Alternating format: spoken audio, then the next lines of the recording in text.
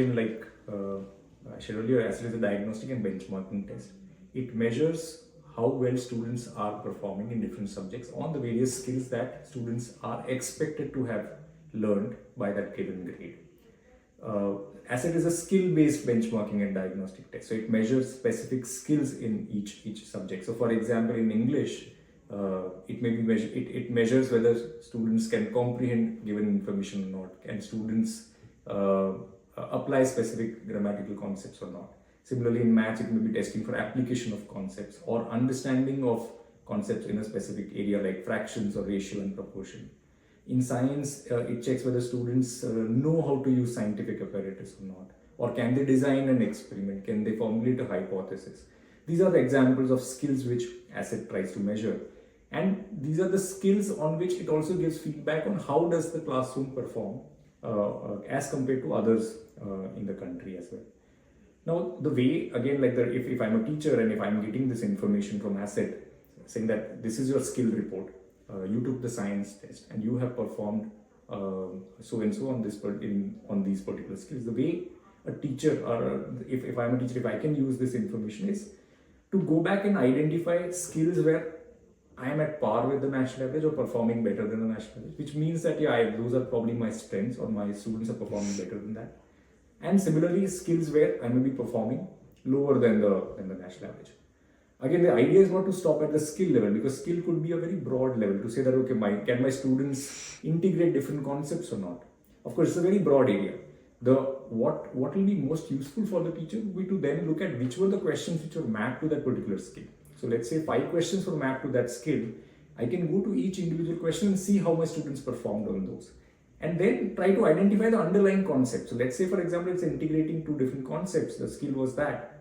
And if when I look at the question, it may be a question testing the integration of, say, 2 concepts like respiration and photosynthesis. Now, when I look at the question, that's the information that I'm getting, and that's the input for me to then go back to the classroom, go back to the students, try to see where the actual gap exists in that particular concept, and then fix that particular gap.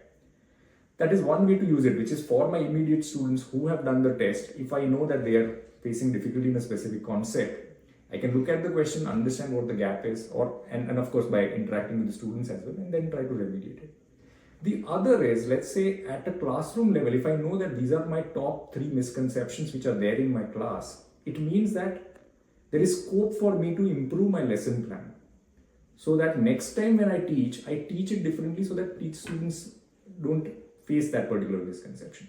So let's say next year when I'm making my lesson plan, I can actually use the information of the report that has come in ACID and see which are the kind of misconceptions which my class faced. Look at those topics, look at the lesson plans of those topics, and then try and rework on those lesson plans in a way that I can address those misconceptions while teaching that particular concept. And this is another way by which teachers can actually integrate ACID and the insights that ACID reports provide to then plug the gaps through their lesson plans. So similarly, in case of English, let's say, for example, the ACID test is checking for students' mastery on skills like reading comprehension or grammar or vocabulary. The way teachers can use this information is to again look at which specific skill came up as a weakness, or which were the skills where the performance was lower than the overall average. Go back to the questions, right? So for example, if it's a grammar concept, as a grammar is a weak skill, I can look at the questions and see which were the underlying concepts in grammar which my students struggled with, and then probably go back to my lesson plan, change something over there, and reinforce some of those concepts. Another area is reading comprehension, because reading comprehension is something that it's not prescribed in a very 1-0 way like other concepts are in maths, or even for that matter grammatical concepts.